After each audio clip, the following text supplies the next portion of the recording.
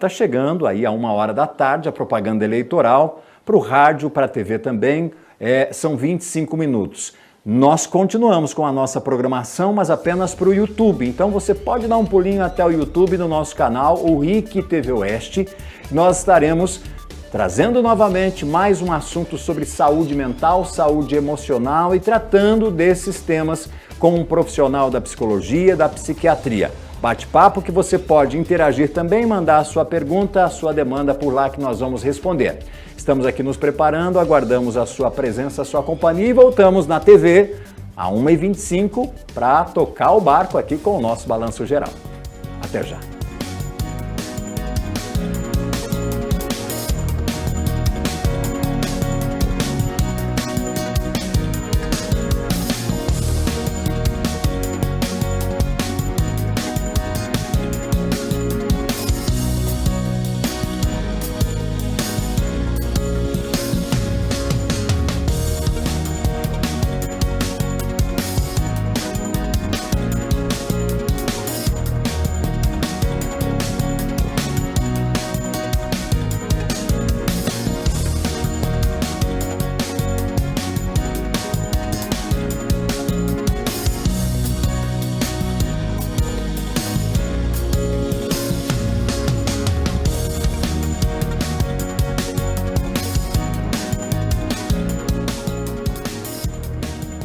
Uma hora pontualmente, então agora estamos ao vivo aqui apenas no YouTube do nosso canal RIC TV Oeste. Aliás, vamos mostrar o nosso canal aí, como é que está então?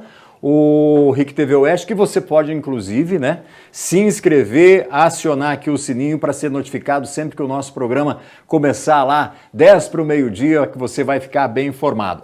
Pode participar também aqui, gente. Nós temos uma enquete que já está valendo, que você pode participar também e responder. A RIC TV Oeste está perguntando: você já precisou de tratamento de saúde mental ou alguém da sua família já precisou? Já temos aqui, eu já, 41%, 35% na minha família já e 24% não. Nunca precisei, nem a minha família. E aí você pode mandar mensagem. Hoje o tema é a saúde emocional da família. A gente vai conversar sobre a família aqui no nosso BG. Então você pode mandar a sua mensagem, a sua participação, que nós vamos passar aqui para o nosso especialista, o nosso convidado. Aliás, estamos recebendo o psiquiatra Augusto Fonseca da Costa. Tudo bem, doutor? Tudo bem. Boa tarde, seja bem-vindo. Boa tarde. Obrigado, viu, por aceitar o nosso convite aí. O pessoal da produção ficou feliz. Olha, aceitou, o psiquiatra vai falar com a gente. E o tema que nós vamos trazer aqui na edição de hoje, então, é sobre a saúde mental da família. O que a gente tem em termos de problemas psicológicos, problemas emocionais relacionados à família, em maior grau hoje, hein, doutor? Eu considero que atualmente o principal problema, por incrível que pareça, é a depressão. Nós temos, inclusive, a tristeza de ter constatado aqui em nossa região alguns casos até de suicídio.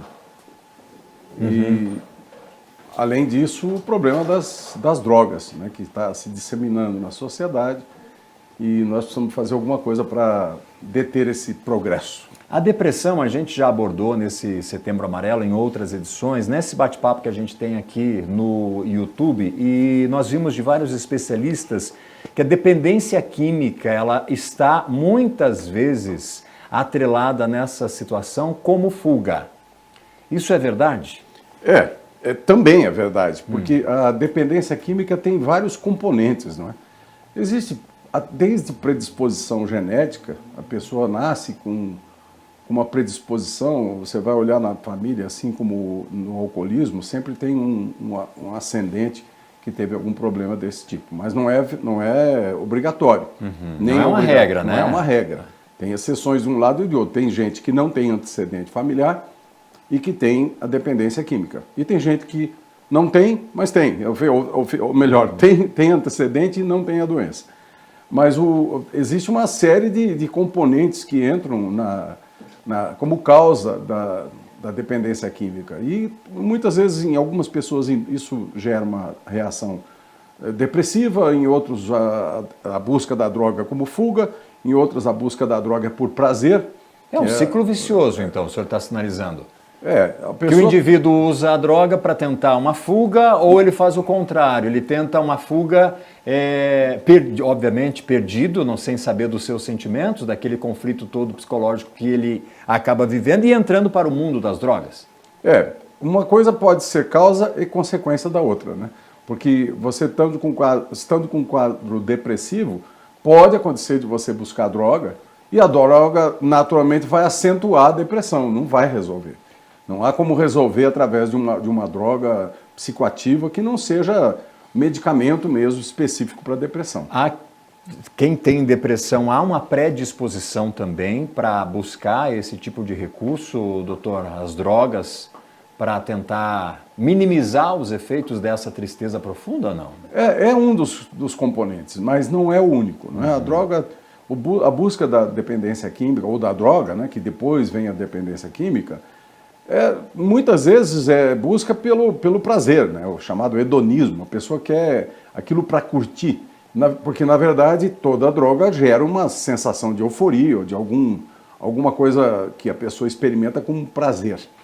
Mas esse prazer tem um preço, porque é um prazer imediato, fugaz, passageiro, ilusório, que depois deixa como consequência a tolerância, a droga tem que aumentar cada vez mais e depois vai gerando a dependência, a pessoa não consegue viver sem a droga. Ok, doutor, estão me dizendo aqui que já temos pergunta no YouTube, deixa eu dar uma olhada aqui, saber qual é a pergunta então que mandaram para a gente.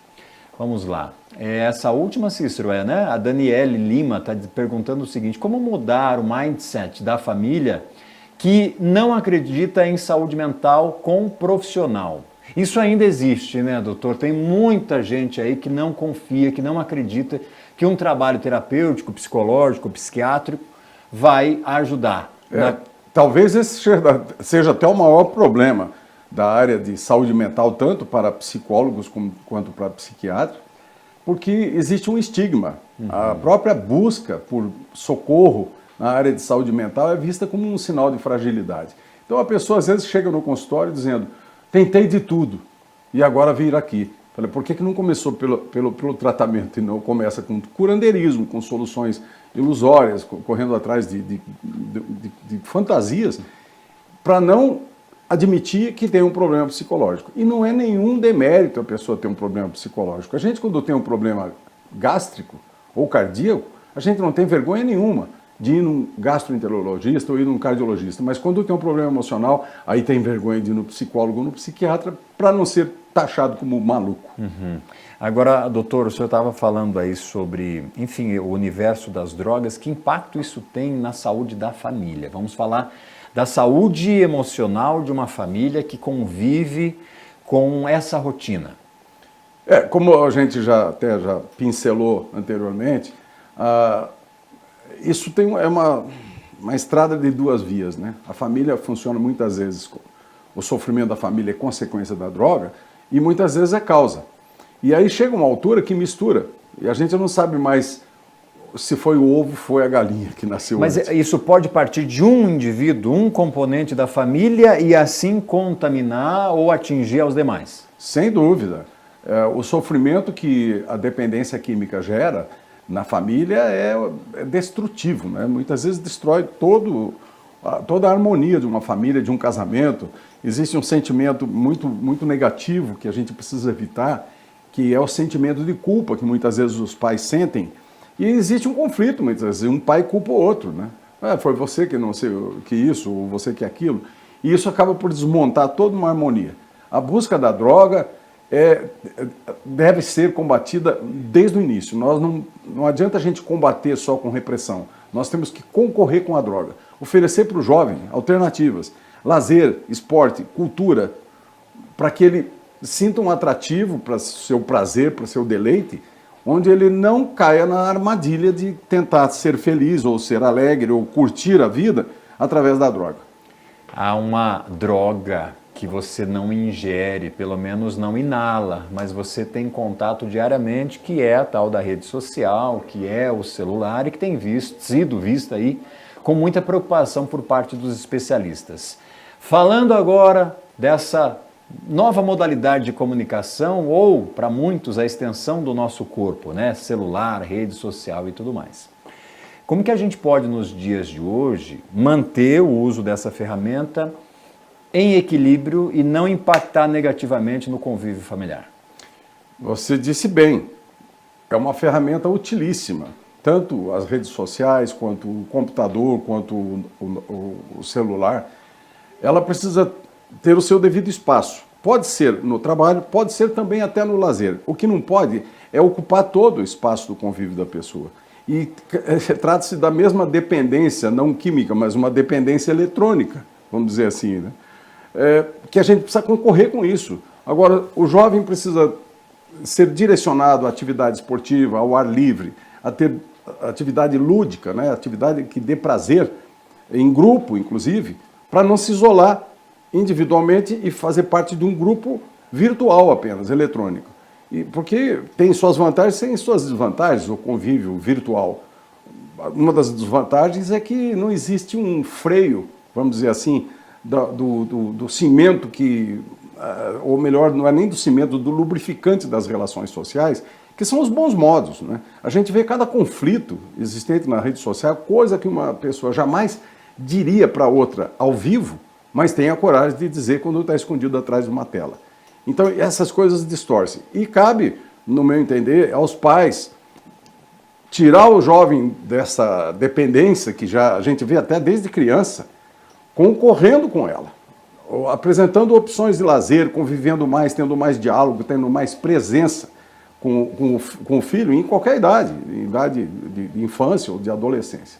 Nas redes sociais a gente tem uma porção de juízes, de especialistas em vários assuntos. O senhor falou aí dos cuidados que os pais precisam ter na administração dos celulares, das redes sociais pelos filhos, mas e os pais? De alguma forma não estão pecando também, doutor? Quando, por exemplo, aquela tradicional mesa em que está ali o pai ou a mãe com os filhos para uma refeição, para um jantar, em que todo mundo fica prestando muito mais atenção nessa maquininha do que naquele contato, talvez o único do dia, daquela rotina familiar. Os pais também, não seriam eles que estão de alguma forma trazendo essa realidade para dentro de casa?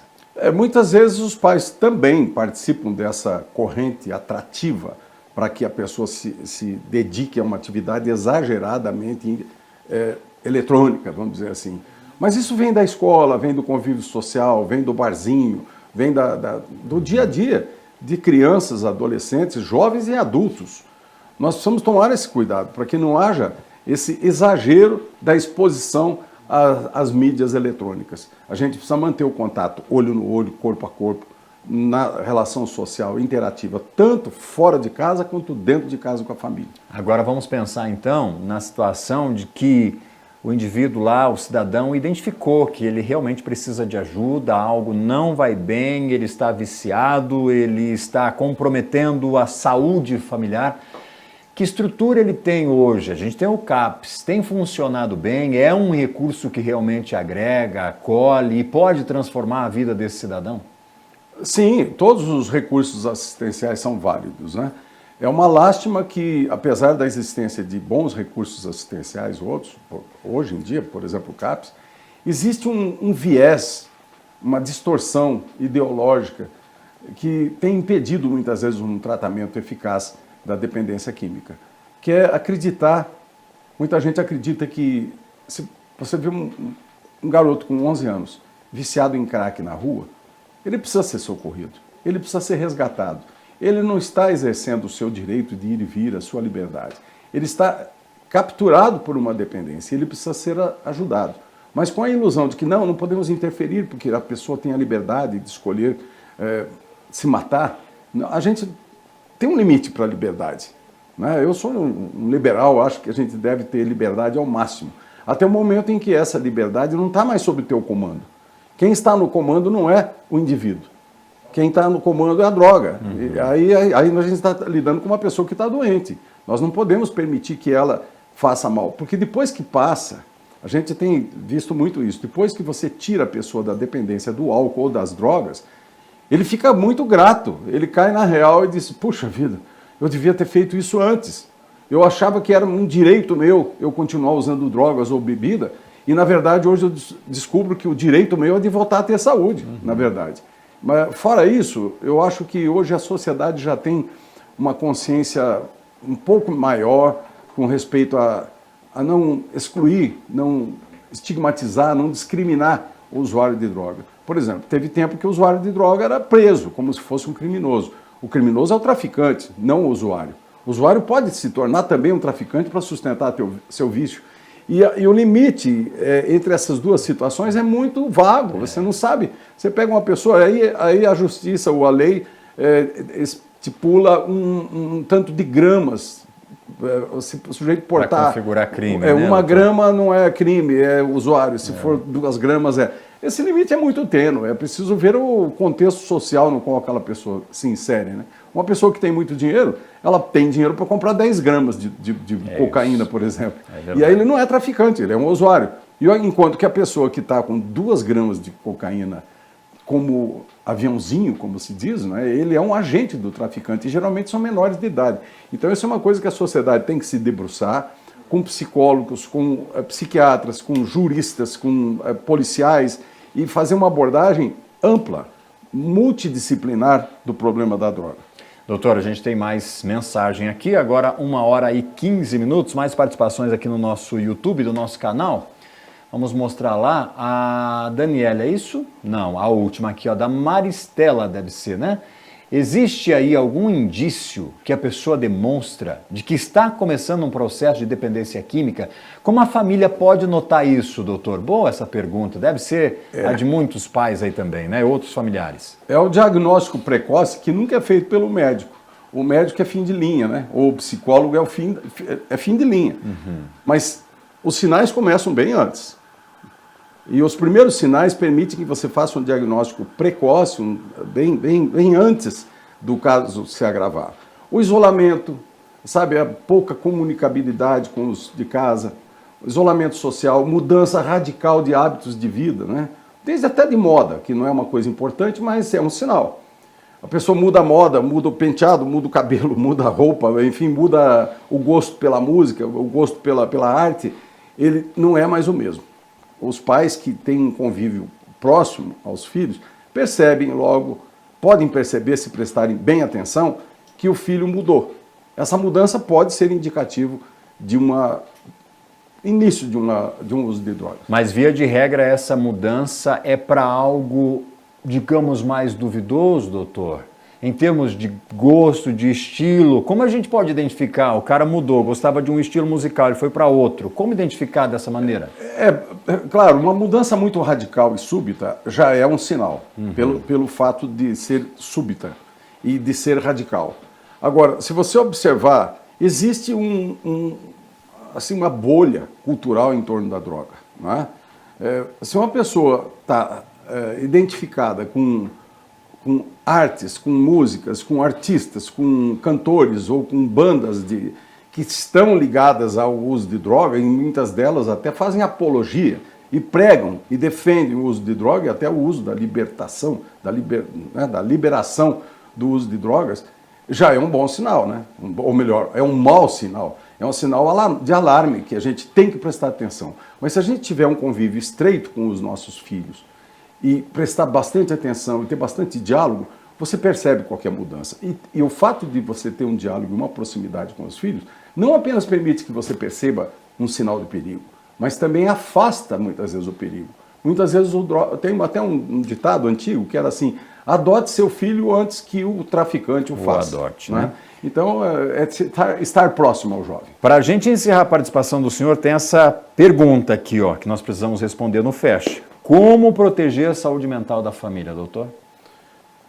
Esse como é a pergunta de $1 milhão, como se diz, né? Nós precisamos de uma atuação conjunta de todas as forças da sociedade. Da cultura, do esporte, da repressão policial, da escola, do ensino, da arte, né? Da música, dos cantores, dos músicos darem um exemplo, dos professores.